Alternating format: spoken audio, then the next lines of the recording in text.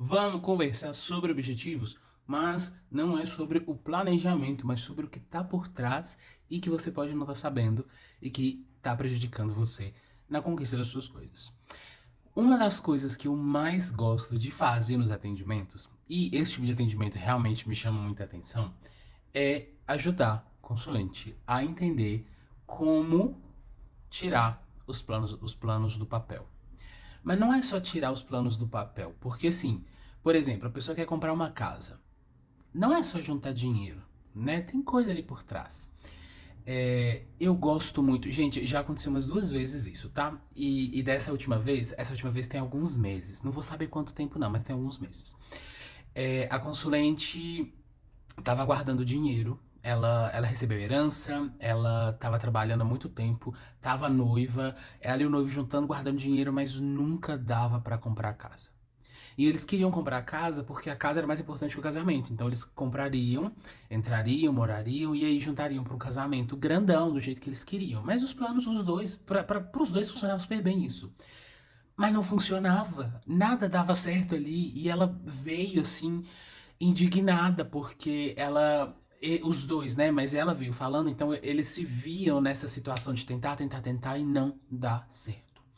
E não era dar certo, gente, só com questão de dinheiro, não. Eles já tinham uma quantia muito boa de dinheiro, tá? Então, assim, eles conseguiriam pagar mais ou menos 50% do imóvel, assim, de cara, e o restante financiar, e ia ficar muito suave para os dois. Mas, o que que tava dando de problema? A primeira casa que ela gostou, desistiram da venda. Tipo, os donos desistiram, não queriam mais vender e foi isso.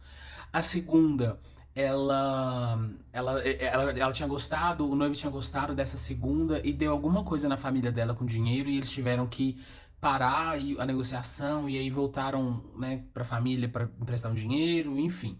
Foi um trem de uns 20 mil reais, tá, gente? Pra vocês terem noção de que, assim, realmente eles tiveram que dar, ups, segura aqui, vamos ver direito. Aí a terceira casa eu não lembro, a quarta casa foi um negócio de. A negociação ficou esquisita, ela ficou desconfiada assim, a casa parecia muito. O valor da casa parecia muito abaixo do que a casa tava, né, sendo mostrada ali, parecia meio maquiada, sabe? Quando reformam por cima, assim, só pra ver, né? Tipo assim, pra vender e ver que tá tudo bonitinho, mas no fundo não tá. Pois bem. Ela veio nessa situação. Ela tava olhando a quinta casa, tá? E ela tava com muita dúvida, porque já tinha acontecido um monte de coisa ali, ela queria entender o que que tava rolando. E a gente abriu uma mesona, assim, pra ver tudo, tudo, tudo.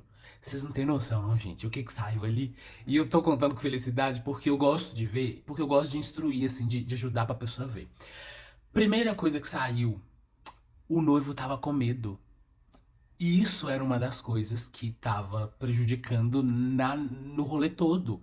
A energia dele, por mais que ele não tinha dúvida nenhuma, nenhuma, nenhuma de amor dele por ela. Isso estava assim, firmíssimo, estava em 100%. Agora ele estava com muito medo, muito medo. Eles não tinham morado juntos. Ele morava ainda com os pais, ela com os pais, os dois namorando há muitos anos. E ali era um passo, mas aquilo ali ele deixaria de ser o filho na casa e ele viraria o marido, um pai dentro da casa, né? Não que eles tivessem filho, mas tava no plano dos dois, né? Então os dois têm essa vontade de construir família e tudo mais, então ele assustou. Ele assustou muito. E isso já era um indício do negócio não tá funcionando. Mas não era só isso.